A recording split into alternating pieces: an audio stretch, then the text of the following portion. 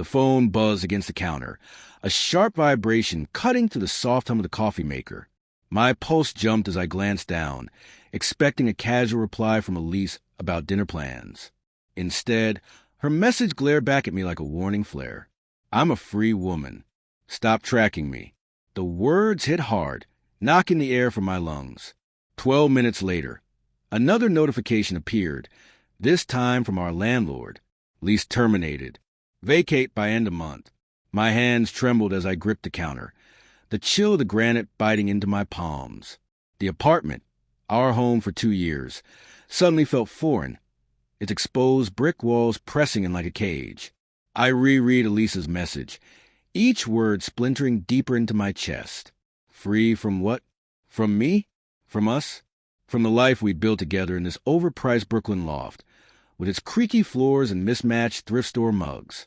Confusion curdled into anger, then sank into something heavier, dread. I opened the tracking app we'd once downloaded as a joke in the early days, when jealousy was teasing, not toxic. Her location was gone.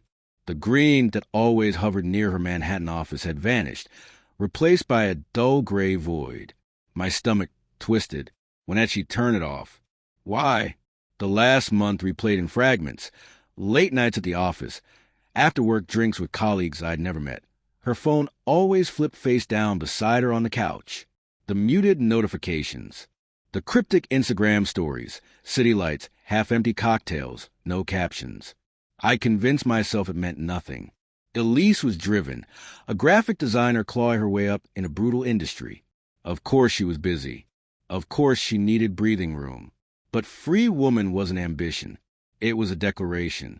I slumped onto the bar stool, the leather creaking under my weight, and scrolled through our message history. Her replies had shrunk over time, from long, playful paragraphs to curt one-liners. K, see you later. Busy, talk TMRW. Meanwhile, my texts had turned into essays, desperate attempt at connection disguised as casual check-ins. I'd been blind. Or maybe I just refused to see.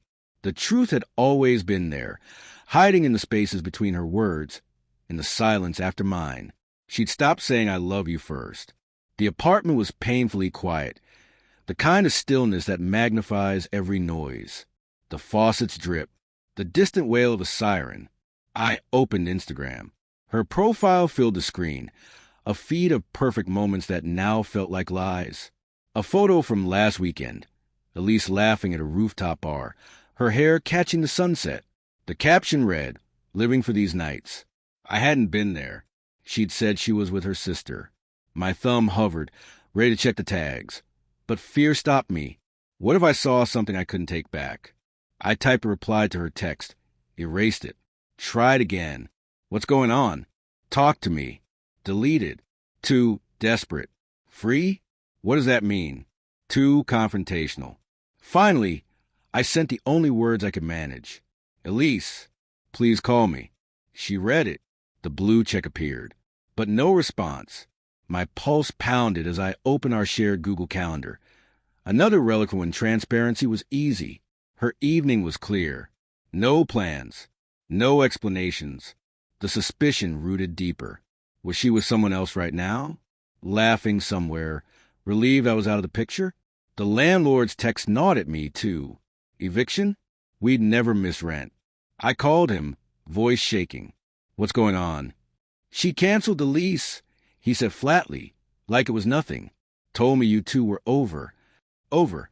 The word fell like a blade, severing everything in its path. She hadn't just left. She'd erased our life. I paced the apartment, the faint trace of her lavender perfume clinging to the air, a cruel reminder. Her laptop sat on the coffee table, closed but unlocked.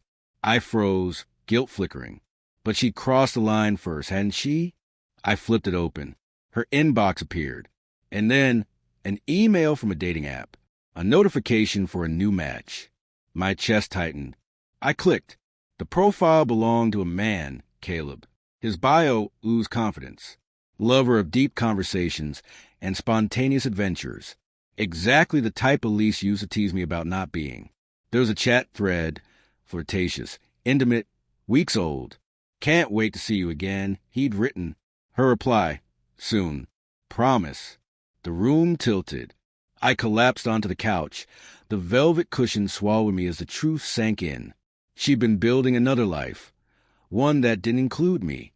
Every late night, every vague excuse, every silence notification. It had all been him. I wanted to call her, to demand an explanation, but fear rooted me to the spot. What if she laughed? What if she didn't care? Hours bled away. The apartment dimmed with the setting sun. My phone stayed silent. I typed a message to Caleb, my hands shaking with rage, but stopped. What could I even say? Instead, I opened her Instagram again and checked her followers. There he was, Caleb. His page was full of rooftop shots and smug selfies. One photo showed a woman's hand holding a cocktail, nails painted Elisa's signature teal. Posted 2 nights ago. My vision blurred. Anger, heartbreak, humiliation, all crashing together. At 11:47 p.m., the door unlocked. Elise stepped inside and froze when she saw me, her laptop open on the coffee table. "You're up?" she said carefully, her voice then rehearsed. She wore the leather jacket I bought her, the one she said made her feel unstoppable. Now it looked like armor. "Why?" My voice cracked, raw. "Why didn't you just tell me?" She set her bag down slowly, eyes flicking away. "I didn't know how," she said.